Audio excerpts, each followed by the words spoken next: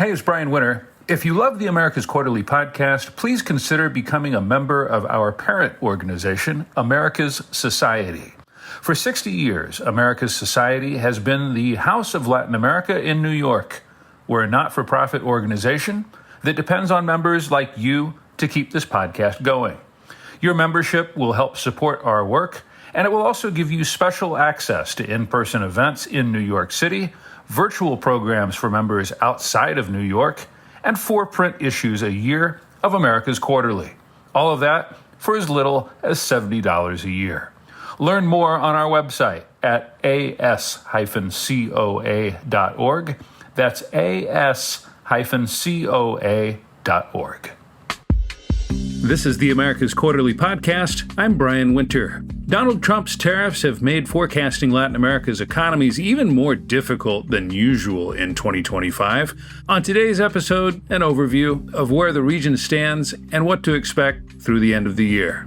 So I think there's a big understanding in the US, at least in the private sector and in the market, that Mexico is useful to the US in the decoupling from China and from Asia, and that Mexico will continue to be very important in that supply chain, even if different at the margin, even if we have noise that some plants are moving to the US. Yes, that is happening, that might happen. But we have many clients, I talk with many people in the corporate sector, that they understand that even Mexico with tariffs is still cheaper in many sectors to produce than in the US.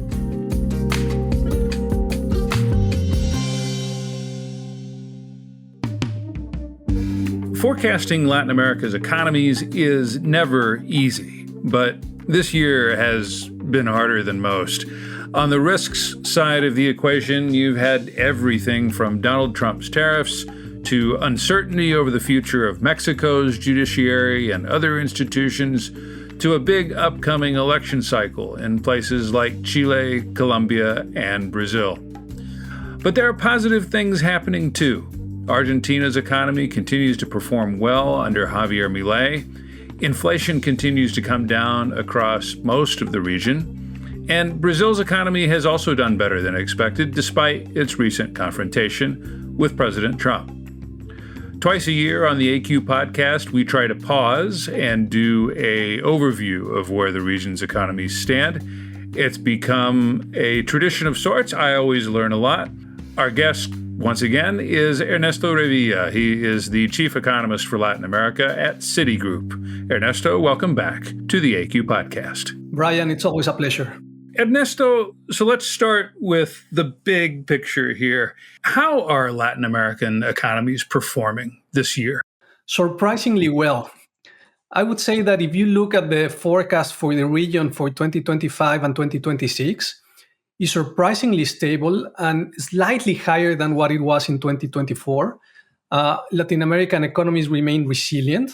Sure, there is heterogeneous behavior across the countries, but overall the region is doing quite well. And let me just give you this observation, Brian. If we compare the forecast for 2025, what we see today, compared with what we saw 1 year ago last summer, we have downgraded growth for most of the economies and regions in the world, the US, Europe, and China, but surprisingly not for Latin America. And that in itself is remarkable. So your forecast at Citi right now for Latin American GDP growth for 2025 is what? We have 2.2% growth, at least for the subset of economies that we follow. This is slightly higher than 2.1% growth for those economies last year, and slightly lower than 2026, which is 2.3. But as you can see, is very stable despite everything.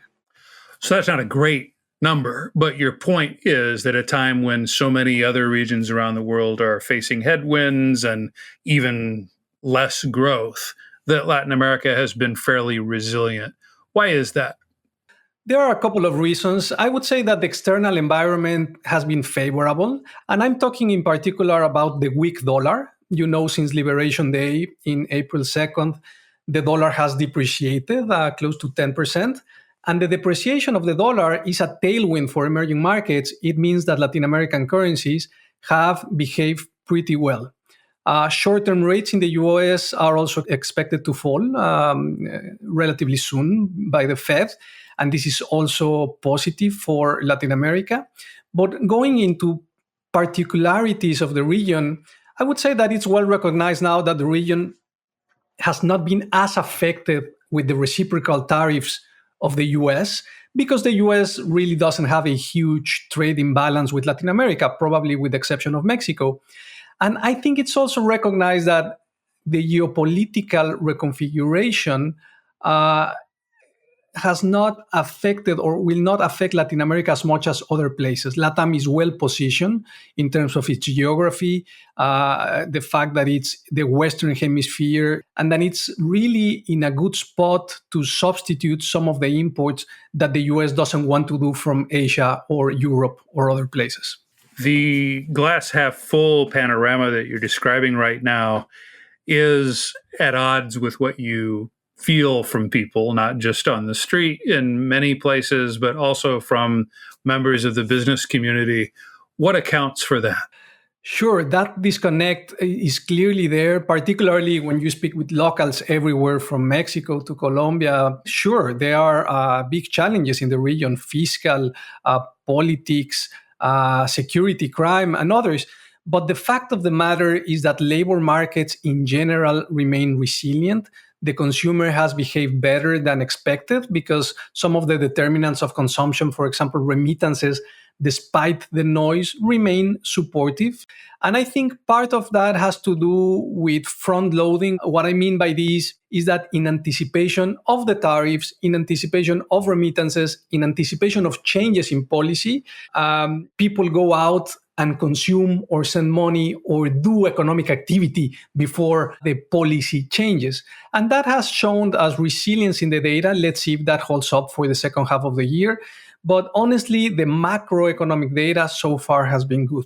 You've mentioned the resilience of the consumer and of labor markets. Are there any, before we get into the discussion about individual countries, are there any other commonalities when you look at reasons for some of this resilience? I mean, and I ask because it does not seem like nearshoring has yet happened in most countries to the extent that some people thought it would. I suppose commodities prices have been favorable, particularly in South America. But what other explanations do you find for this certain resilience that you've identified? Well, an important commonality across these countries is that the macroeconomic cycle is favorable. What do I mean by this? Remember that we come from years of higher than target inflation. Post-pandemic, the recovery was unequal across the region. But right now, what do we have across the region? Basically, inflation is contained everywhere. Inflation has finally come back down close to the targets of the central bank. And inflation coming down makes the consumer feel better, makes real wages increase. That has allowed central banks almost in all the region to continue reducing interest rates. Also, a very important common factor that reduction in rates makes investment and consumption feel better with more confidence. The exception was Brazil, of course, which was hiking rates. But even Brazil has stopped hiking. The expectations is that rates will remain here for some time and then will come down. So that the macroeconomic cycle is favorable. Ernesto, I don't want to overdo the optimistic part of this, but I do want to just pause for a moment and recognize that 4 or 5 years ago during the pandemic, there were all these very dire predictions about potentially a lost decade ahead for the region.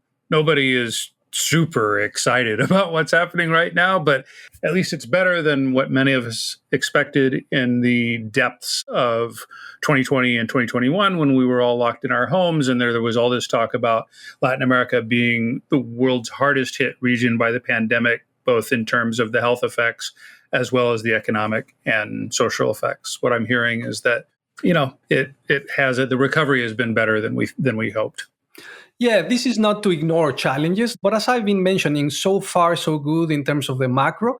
Particularly, Brian, think about this. If at the beginning of the Trump administration, knowing everything that was going to happen in terms of tariffs and geopolitical risk and so on, if you ask me, we will be talking in a few months about Latin America, it would have been very hard to think that we would be with a forecast that is not only not changed compared to what it was at the beginning of the Trump administration, but we have actually increased the growth forecast in a few of the economies which we're going to discuss, Mexico and Argentina, for example. So this is better than expected, for sure, but the uncertainty is definitely there. The range of scenarios that one has to keep in mind is wide, and particularly under the changes in policy that we are seeing in the US. Ernesto, there has been so much back and forth in the matter of tariffs, as you just pointed out, coming from the Trump administration. For those of us who may have lost track, where does the region currently stand? I mean, general terms, we don't have to go country by country, but in general terms, where do the big economies stand compared to the rest of the world? It's hard to keep track, as you correctly mentioned. It's very fluid, very dynamic. I would say that generally Mexico runs in a different track, right? Because it's the USMCA calendar. But basically, Mexico nominally has a 25% tariff that applies to non-USMCA content, plus other sectoral tariffs, steel, aluminum, cars, and tomatoes.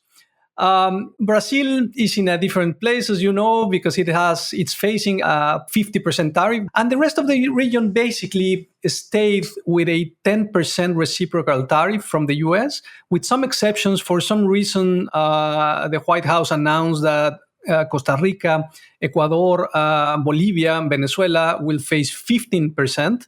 But that's still, in relative terms, a relatively low tariff that the region is faced compared to other regions in the world.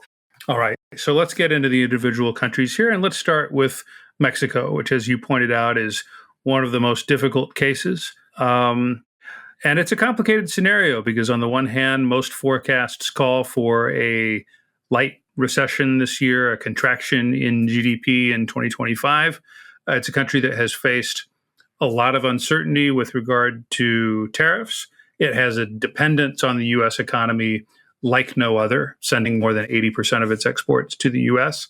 What is your current outlook for your home country? Mexico is very interesting because there has been a widening disconnect between the outlook for the short run and medium and long-term prospects. In the short run, there's no question that Mexico will face the lowest growth of LatAm.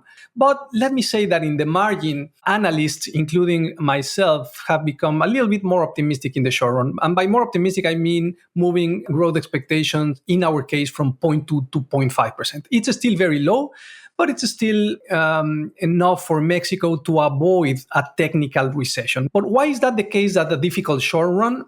President Sheinbaum likes to point the finger, of course, to President Trump and the fact that he generates a lot of uncertainty. But it's also the case that domestic uncertainty and the fall of investor confidence associated to the set of constitutional reforms has kept private investment relatively low. The interesting thing, Brian, is that in the medium term, Mexico looks better than what it did at the start of the Trump administration. It turns out that right now, after the huge noise in the reconfiguration of global trade, investors, the market, thinks that Mexico is actually well positioned in this new world. Why? Because it's the neighbor of the US, it's extremely integrated to the US, and just because of the observation that the US is not going to be able to completely reshore a lot of the production that is right now happening in Asia or elsewhere around the world. So midterm, I don't want to say nearshoring 2.0, but that's very much something that it's coalescing and happening in the minds of investors. This is an episode that is meant to be focused on economics, but of course it's impossible to separate all of this from politics. So let me ask you a political question. I was of the view earlier this year that markets might be underestimating the risk that Mexico faced, because I believed at the time that President Trump was intent on some sort of fundamental split with Mexico for economic reasons, for political reasons, among others. And sitting here today, it's hard for me to completely discount that still, because there's still this renegotiation ahead of USMCA, of the trade deal that replaced NAFTA that President Trump himself negotiated.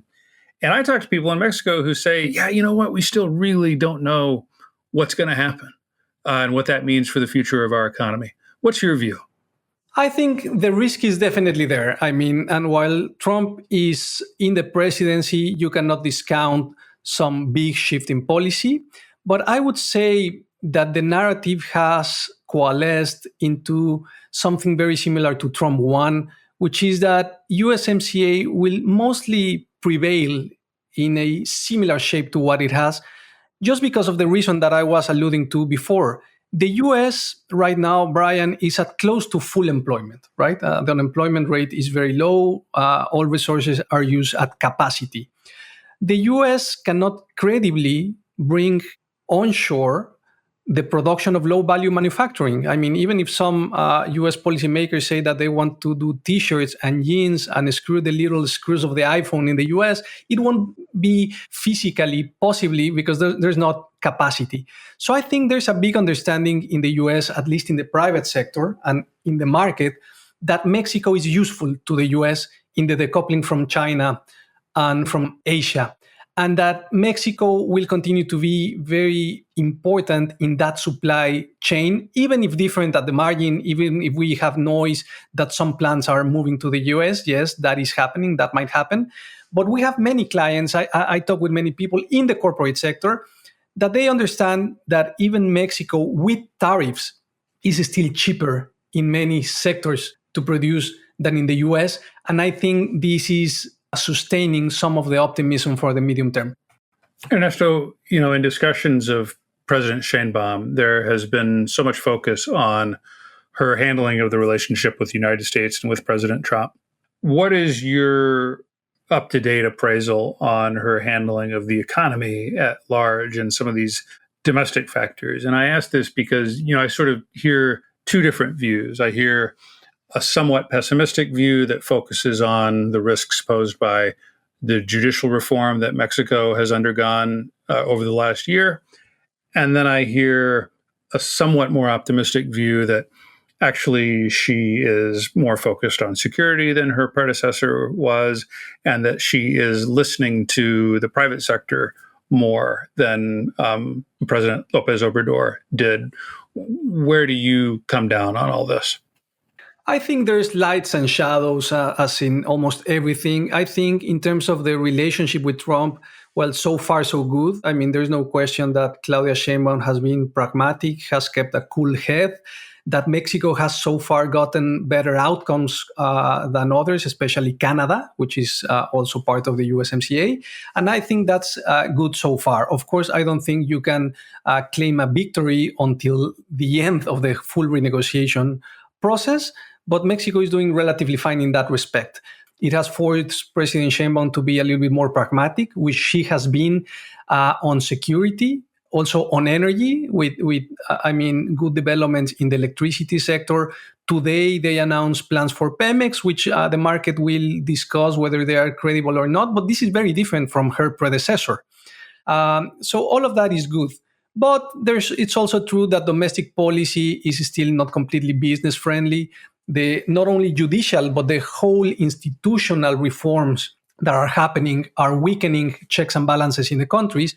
And there's another item in the agenda that she's now wanting to go to, which is political reform, which many local political analysts are concerned about in the same way that they were with the judicial reform. I have one more question for you, Ernesto, about Mexico, but it touches other countries as well. In 2023, Mexico received a record $63 billion in remittances. That was about 3.5% of its GDP. Now there's talk of taxing remittances in the United States. How much of a risk does that pose to not only Mexico, but some countries in Central America that are even more dependent on remittances than Mexico is? It's definitely a risk. I think it's hard to do forecasts about remittances right now. Our baseline forecast is that they remain somewhat stable without a big contraction. But we just got the latest number for remittances for July to Mexico, and there were low. It was a sharper contraction than expected. And it's not only the tax that it has been instituted, the 1% tax on remittances that will start applying next year, but it's also the deportation of undocumented migrants in the US that it's a headwind for remittances. As I said, in the baseline scenario, we think that the tax is not that big and will incentivize informality in the sending of remittances, but that the total amount will be there and will support consumption and will support the receipt of foreign currency in these countries. But we have to watch this carefully because, as you say, particularly Central America and the Caribbean are very dependent on remittances. And it depends a lot on the extent of deportations in the US. Well, let's talk about Argentina. This is a country under Javier Milei where a lot of the headline numbers continue to point in the right direction. The government says it will achieve a positive primary balance in 2025. Annual inflation has fallen from 211% at the end of 2023 to 39.4% at the end of June. What are your expectations for GDP growth for this year? The same question we've been asking about Argentina for a while now, which is essentially the fiscal story is amazing, but what about the real economy? Where will growth come from? How do you see it? There's no question that Argentina, particularly President Milei, has been more successful than expected. And I think me and analysts and the consensus was a little bit more skeptical given the huge challenges that Argentina faced. But President Milei has been extraordinarily successful in the stabilization program in the first stage. What do I mean by this? The first stage was completely focused on reducing inflation. How? With the fiscal anchor, the big primary surplus that you discussed, but also keeping an exchange rate that was controlled. Now, that has been successful, and that has led us to increase the growth forecast in 2025 from 5% to 5.3%. So it's going to be the biggest growth in Latin America this year, but yes, recognizing that it's a rebound from two very bad previous years.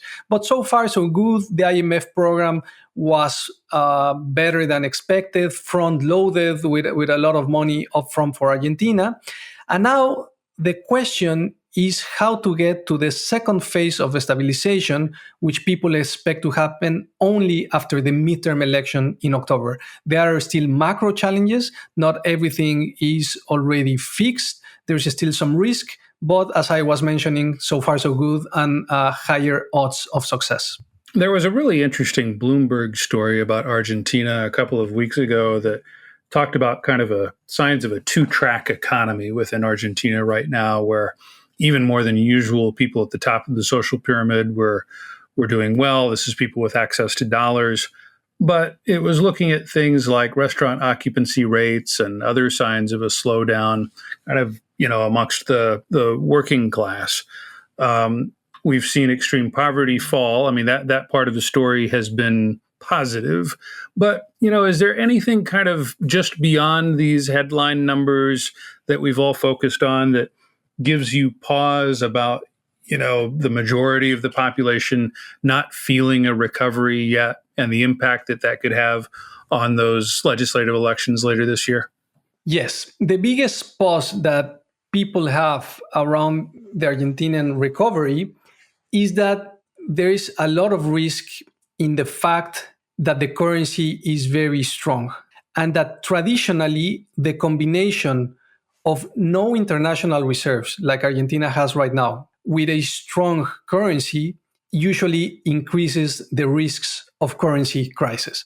There's no question that the Argentinian peso has become very strong because Argentina is very expensive. If you look at how much imports are growing, it's at double digits, higher than 30% in some of the latest figures. How much are exports growing? Well, they are actually contracting. This is worsening the trade balance associated with a strong currency. Argentinians are doing tourism abroad in extraordinary numbers because Argentinians think that the rest of the world has turned cheap. And this is scary because it shows a big disequilibrium in macro terms. Now, why is this the case that President Milei doesn't want to fix this before the election? Because he would have to let the effects go a little bit, depreciate somewhat, but that would pass through inflation. And he's completely single-mindedly focused on keeping inflation down before the election. After the election, I think it's common knowledge and common understanding that people think, well, the focus is going to shift from only keeping inflation low to start accumulating reserves, letting the FX depreciate somewhat, maybe sacrifice a little bit of the inflation fight in the short run, but to stabilize the rest of the macroeconomy and then put Argentina in a more solid macroeconomic path. But the big pause that people have right now is a very strong currency. Ernesto, let's shift to another country where, maybe the optimism that you mentioned is not quite as prevalent. That's Colombia. Both S&P and Moody's downgraded Colombia's debt rating recently, citing weaker fiscal performance.